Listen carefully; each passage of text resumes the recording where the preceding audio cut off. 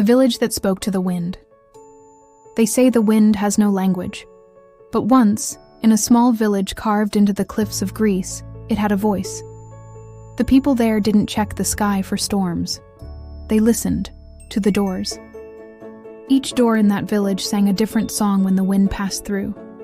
A low hum meant rain, a high whistle warned of danger from the sea, and sometimes, when the breeze was soft and kind, the wood itself seemed to sigh, as if exhaling relief. It sounds like myth. But what if I told you it was real? The place was called Aelora, though you won't find it on modern maps anymore. Built on a cliff edge, its houses were made from limestone and olive wood, both chosen for how they resonated. For centuries, the villagers shaped every hinge, every latch, every window shutter by hand, not for beauty, but for sound.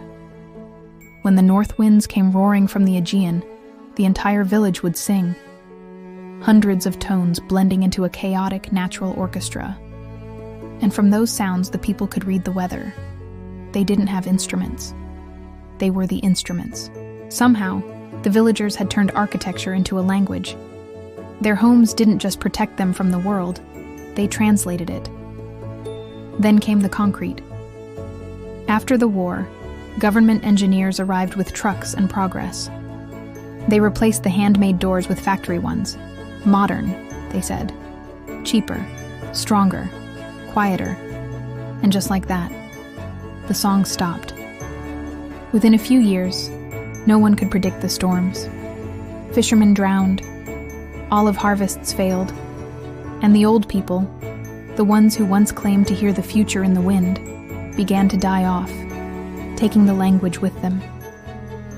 Aelora fell silent, and silence, in that village, was the sound of forgetting. When I first heard the story, I thought it was folklore, one of those romantic tales old travelers tell. But then I found something strange. A field report from 1953, written by an acoustical engineer named Konstantin Marias. He'd been sent to document the village before modernization. In his notes, he described the homes as resonant chambers of predictive sound. He even recorded a few door hinges on tape, crude, grainy sounds that changed pitch depending on humidity and air pressure. Scientists today might call it passive atmospheric sensing. But to the people of Aelora, it was faith, a covenant between nature and home. Konstantin died before finishing his study. His recordings sat forgotten in a drawer until his granddaughter found them half a century later. She played them. And for the first time in 50 years, Aelora sang again. There's something haunting about it, isn't there?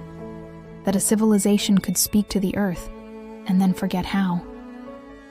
We've replaced instinct with algorithms, wind with Wi-Fi, yet somewhere inside us, the body still remembers. When the air changes, you feel it, the subtle shiver before a storm, the way sound travels differently before rain. It's all still there, buried beneath the noise of our modern lives. Maybe Aelora wasn't just predicting weather. Maybe it was teaching something deeper. That wisdom isn't always written or measured. Sometimes it's heard. If you go to the cliffs where Aelora once stood, you won't find much. Just stones and a whisper that carries across the sea. But on a certain kind of night, when the wind turns just right, the locals say you can still hear it. A faint, trembling hum, like an echo trying to find its way home. Maybe the village isn't gone. Maybe it's just waiting for someone to listen again. Because the wind has always been speaking. We just forgot how to answer. Like and subscribe to Elthra, where every mystery finds its voice.